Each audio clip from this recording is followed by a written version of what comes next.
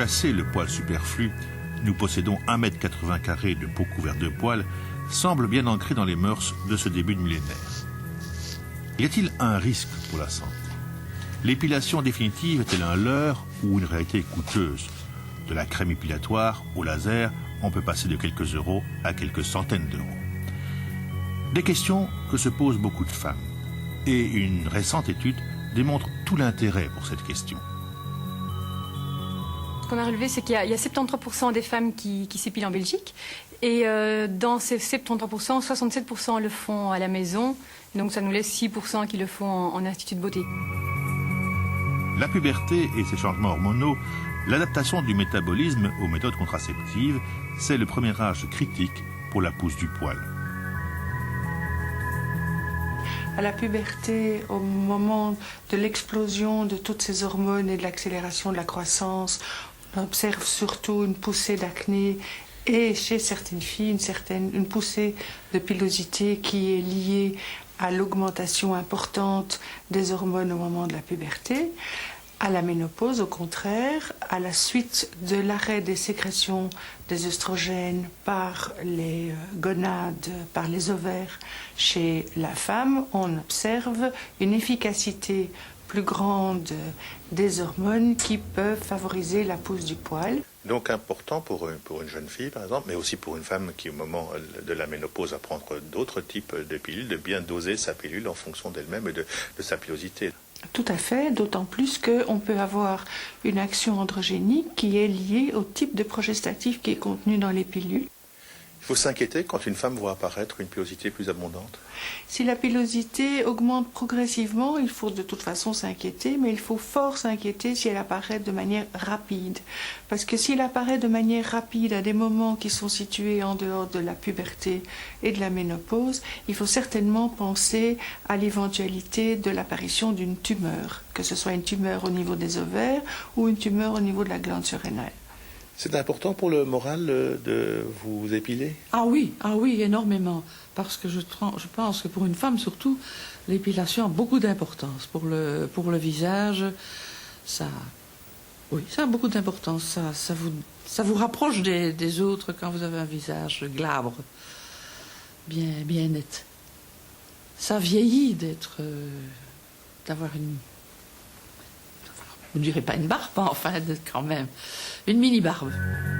Les nouvelles méthodes d'épilation que l'on espère définitives, comme le laser, semblent particulièrement bien adaptées à ce genre de cas. Moins invasives, moins douloureuses que les méthodes traditionnelles, elles ont de plus en plus de succès.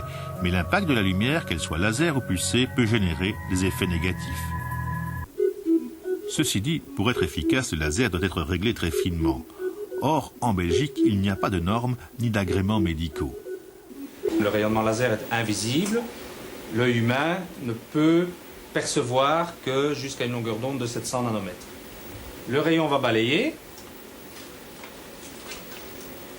cette surface. Vous voyez que sur ce papier, la surface étant parfaitement blanche, il ne se passe rien. Donc un poil blanc serait la même chose. Un poil blanc, c'est la même chose. Un poil blond, ce serait dans le même cas. Un poil roux, étant rouge, absorberait également la lumière sans aucun dégâts au niveau de la matrice. Si nous avons un poil qui est châtain foncé, voire noir, vous voyez immédiatement que l'absorption d'énergie est très nette. Pour être efficace, le laser doit détruire le germe du poil enfoui de 5 mm dans le derme. Un poil qui a une existence plus ou moins longue selon la partie du corps où il pousse. Une vie en 3 phases. Une phase anagène, relativement longue et marquée par une pousse permanente et progressive. Deuxième phase, la phase catagène, c'est la phase de repos. Et enfin, la phase télogène, la phase de la chute du poil, mais aussi la phase de la sortie du nouveau poil issu du follicule pileux. Les spécialistes disent que c'est pendant la phase de croissance qu'il convient de détruire le poil. Dans ce cas-ci, on peut se permettre de travailler shot par shot pour éviter à la peau de recevoir une trop grosse quantité d'énergie. C'est l'un des avantages du laser que de pouvoir travailler finement. Un autre atout est que la douleur est nettement moins sensible que lors de l'arrachage avec une cire. Cela d'autant plus que l'on refroidit la zone de tir. Bien qu'une rougeur de chaleur se manifeste pendant peu de temps, il reste que le laser n'est efficace qu'avec un poil bien contrasté avec la peau. Un poil blanc, blond ou roux sera moins facilement éradiqué. Il n'empêche que le laser rencontre beaucoup de succès auprès de la clientèle. En fait, le prix, comme vous l'avez entendu par le docteur Pirmet, il est fort dépendant de la machine qui a une sensibilité toute particulière à l'usure et qui génère donc des coûts assez importants. En revanche, il y en a d'autres qui font le calcul assez astucieusement en faisant le calcul de toutes les épilations qu'elles feraient au cours de leur vie. Et si on multiplie ça avec le facteur temps aussi qu'elles devraient y consacrer, elles arrivent à la conclusion que l'épilation à laser est nettement moins coûteuse que l'épilation à la cire. Vous avez une idée des prix à peu près pour le laser ?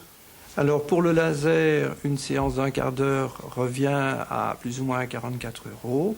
Et suivant la taille de la zone qu'il faut traiter, il faut compter parfois une demi-heure, parfois trois quarts d'heure, parfois 1h30.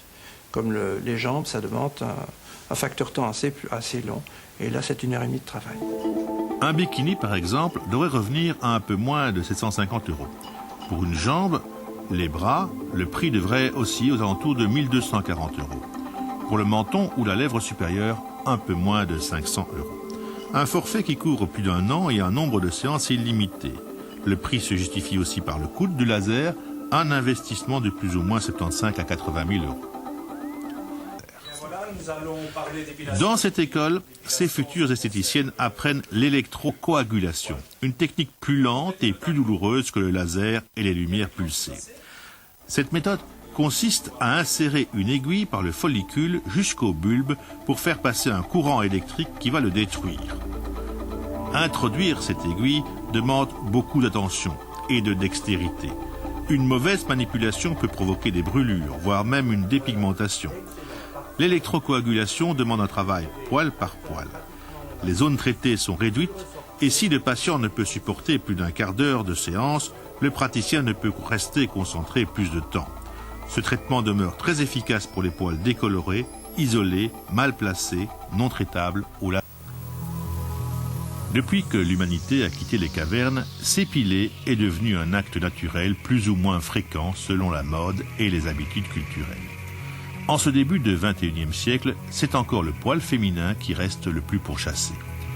Les épilations à domicile ou en institut ont de plus en plus de succès. Si certains doutent encore de l'efficacité à long terme des techniques modernes, elles ont en tout cas trouvé des méthodes sûres, définitives et rentables pour nous débarrasser de nos poils disgracieux et par la même occasion de nos euros superflus.